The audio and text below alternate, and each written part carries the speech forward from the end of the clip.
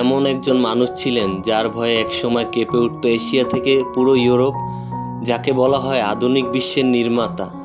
আবার অনেকের কাছে তিনি ইতিহাসের সবচেয়ে নিষ্ঠুর যোদ্ধা ছিলেন। তিনি আর কেউ না, চেঙ্গিস খান।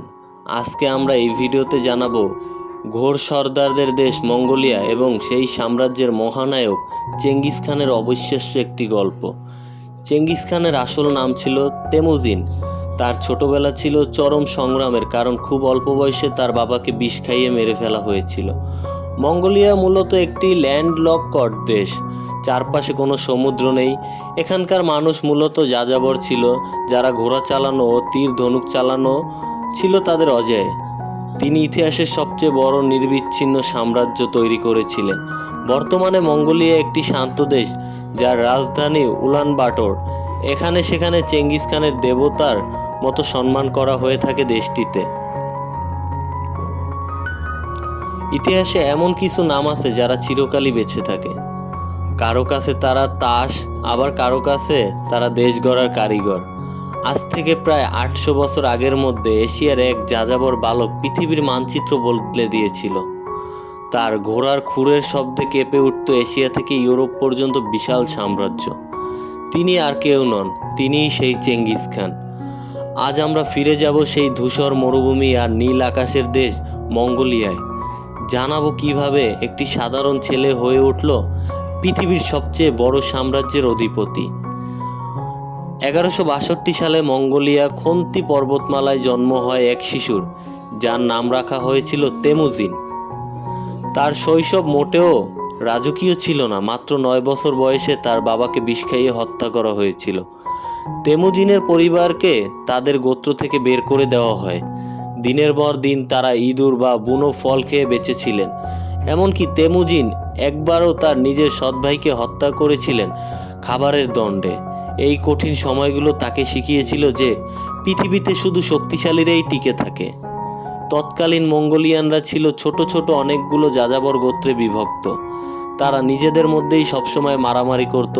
তেমুজিন স্বপ্ন দেখলেন সবাইকে এক করার। তার অসাধারণ নেতৃত্বে এবং নেতৃত্ব গুণ দ্বারা রণকৌশল দিয়ে তিনি সব গোত্রকে পরাজিত করে এক পতাকা তলে আনলেন। 1206 সালে তাকে উপাধি দেওয়া হলো চেঙ্গিস খান বা বিশ্বের অধিপতি নামে। মঙ্গোলিয়া বাহিনী কেন অজয় ছিল? কারণ তাদের গতি, একজন মঙ্গল সৈন্যর কাছে 5 থেকে 6টি ঘোড়া থাকতো, যাতে এক ঘোড়া ক্লান্ত হয়ে গেলে সঙ্গে সঙ্গে অন্যটাতে চড়ে যুদ্ধ চালিয়ে যাওয়া যেত। তাদের ধনুক ছিল তখনকার সময়ের চেয়েও অনেক বেশি শক্তিশালী। চেঙ্গিস খান মেরিকর্টিস বা মেধার ভিত্তিতে পদ দিতেন, যা ছিল সেই সময়ে বিরল। চেঙ্গিস খান বিশ্বাস করতেন যে যুদ্ধ করতে পারে সে বড় পদে থাকবে, সে রাজার ছেলে হোক বা সাধারণ দাস। চেঙ্গিস খানের নামের সাথে রূপকথার কাহিনী বা রক্তপাতের কাহিনী জড়িয়ে আছে। বলা হয় তাকে আক্রমণে সেই সময়ে বিশ্বের প্রায় 11% মানুষ মারা গিয়েছিল। কিন্তু অবাক করা বিষয় হলো তিনি আধুনিক বিশ্বের অনেক কিছু শুরু করেছিলেন। তিনি প্রথম আন্তর্জাতিক ডাক ব্যবস্থা চালু করেন, ধর্মীয় স্বাধীনতা দিয়েছিলেন এবং সিল্ক রোডের নিরাপত্তা নিশ্চিত করেন। পূর্ব ও পশ্চিমে বাণিজ্য বাড়িয়ে দিয়েছিলেন। মঙ্গল শাসনামল বা পাক্স মঙ্গোলিয়ার সময় ব্যবসায়ীরা নিশ্চিত এক দেশ থেকে অন্য দেশে যেতে পারত। 1227 সালে এই মহান যোদ্ধার মৃত্যু হয়, কিন্তু তার সমাধি কোথায়? এটি আজও পৃথিবীর কাছে অন্যতম বড় একটি রহস্য বলা হয়ে যেতে পারে। তার জানাজায় যারা গিয়েছিলেন তাদেরকে সবাইকেই হত্যা করা হয়েছিল, যাতে কেউ কবরের জায়গা বলতে না পারে। আজ মঙ্গোলিয়ার একটি স্বাধীনতা ও গণতান্ত্রিক দেশ। সেখানকার প্রতিটি কোনায় কোনায় আজ চেঙ্গিস খানের ছায়া দেখা যায়। মুদ্রার নোট থেকে শুরু করে শহরের বিশাল মূর্তি। মঙ্গোলীয়দের কাছে শুধু এখন রাজা নন, তিনি তাদের জাতির পিতা। চেঙ্গিস খানের ইতিহাস এমন এক চরিত্র যাকে ঘৃণা করা যায় কিন্তু অস্বীকার করা না। অপমান কি মনে হয় তিনি কেবলমাত্র একজন নিষ্ঠুর যোদ্ধা ছিলেন, নাকি দূরদর্শী একজন শাসক? কমেন্টে অবশ্যই আপনারা আমাদেরকে জানাবেন।